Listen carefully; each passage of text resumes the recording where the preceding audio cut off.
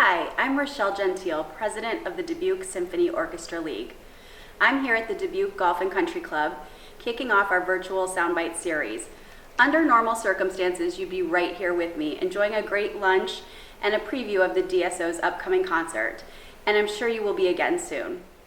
As you may know, the DSOL develops and administers projects, programs, and events that provide music education opportunities to folks of all ages, as well as financial support to the DSO and its youth ensemble programs.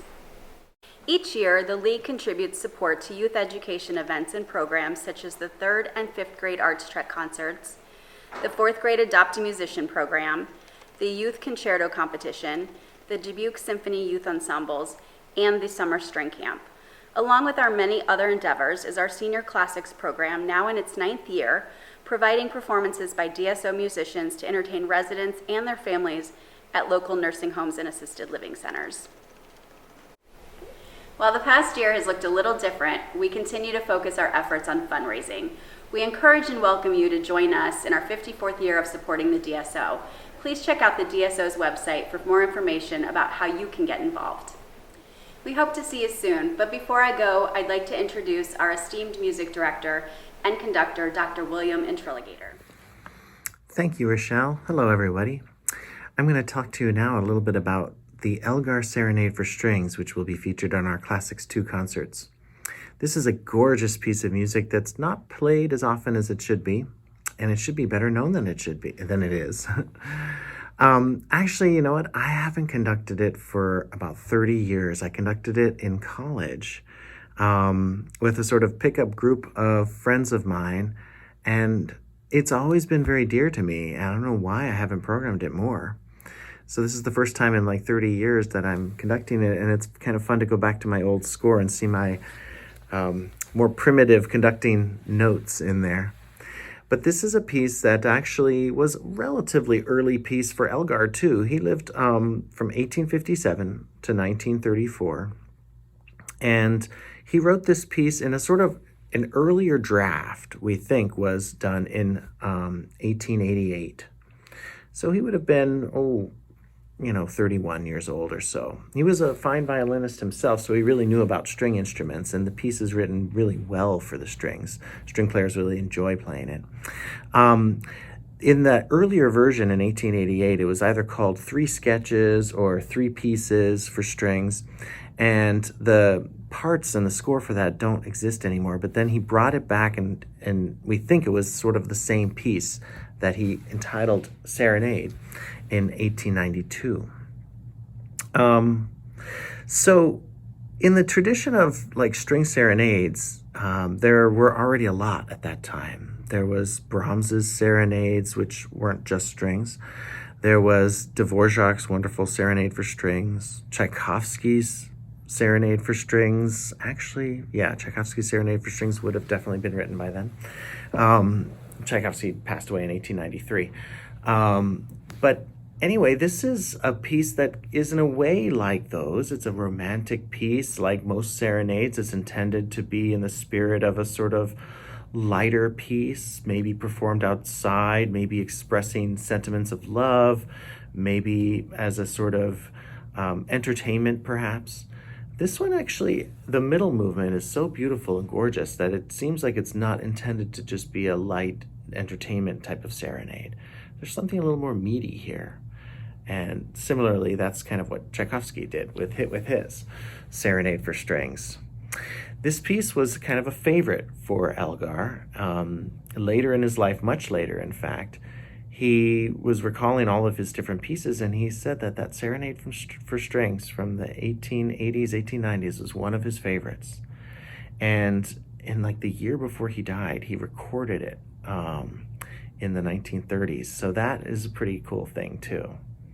I'll play you a little bit of the first movement. It starts with a nice sort of rollicking rhythm in the violas, and then a nice sort of fresh, outdoorsy kind of theme comes in right away in the upper strings. In that earlier version of the sketches for strings, the first movement, if it was the same, which we don't know, scholars think it was called Spring Song. It does sound kind of springy, and our concerts will be performing on the first day of spring, so how appropriate.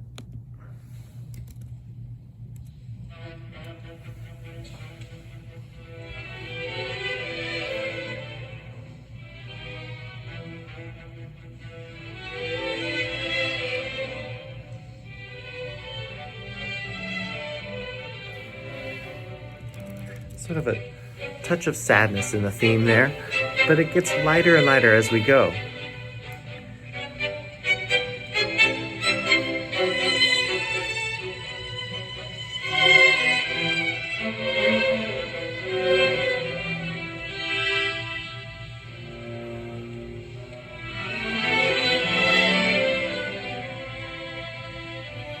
And to me, it has a very distinctively English sound to it.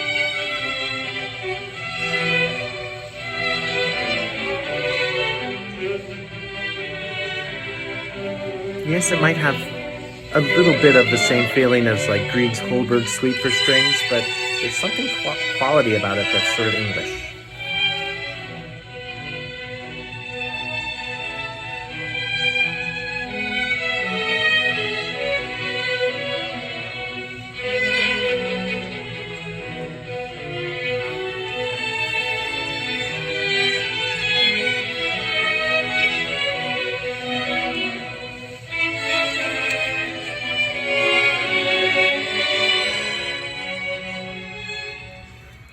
The whole piece is not very long, but it is divided into 3 movements. I mentioned the middle movement earlier.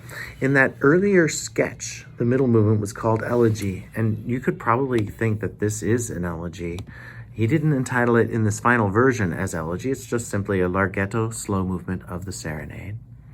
It starts with a sort of yearning, and then a beautiful theme is presented later on, and it's sort of given, it's almost like a little teaser of what would become later a beautiful slow movement in his Enigma variations, the Nimrod variations.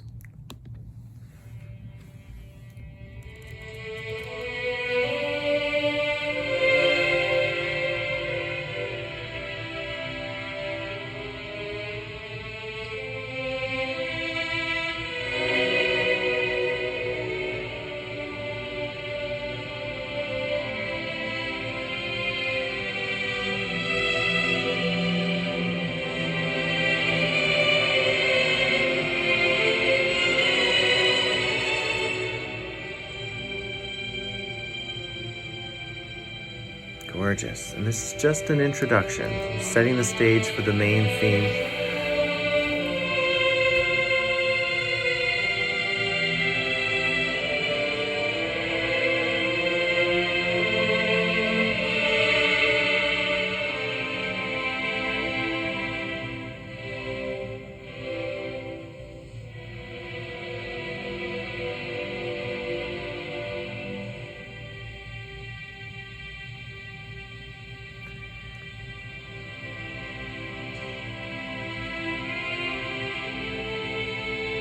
You could maybe think of this as a second theme. I like thinking of that first part as an introduction, and this is the main theme, but either way is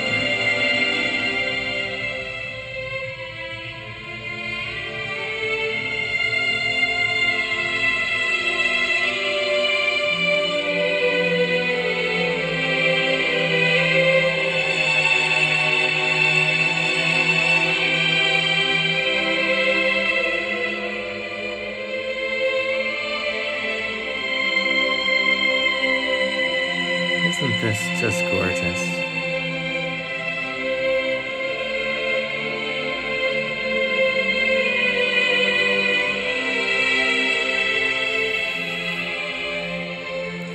It's hard to imagine that when he sent this off to his publisher, the Novello publishing company in England, that they dismissed it and they didn't want to publish it. They said a piece like this is hard to sell. And so they wouldn't sell it. So he actually ended up having it being published by a German company, Breitkopf and Härtel. That must have been hard for good old Edward Elgar. Wrote such a beautiful piece and then his publisher wouldn't publish it. Here's a little bit of the last movement.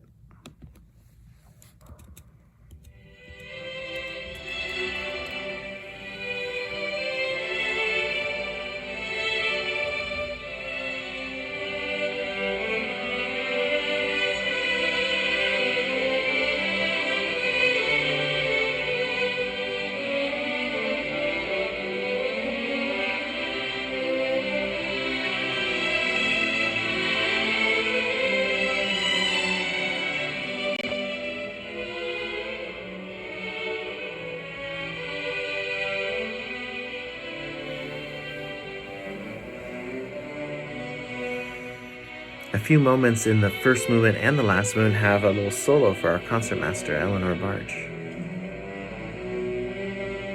And it's kind of neat the way this last movement is very brief, but it does tie back in some of the themes and parts of the first movement come back, creating a sense of a beautiful whole.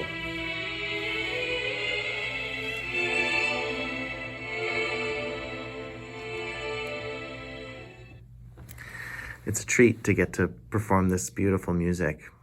There's something a little bit detached about the romanticism in Elgar's music, as you would expect from a proper English gentleman. They don't wear their hearts on their sleeve. It's not gushing romanticism. It's beautiful, refined romanticism, well-crafted, yes, and just so gorgeous. But it's not going to be like weeping and teary-eyed. I mean, he was a proper English gentleman. I'm sure you're going to enjoy the Elgar Serenade for strings. Thank you.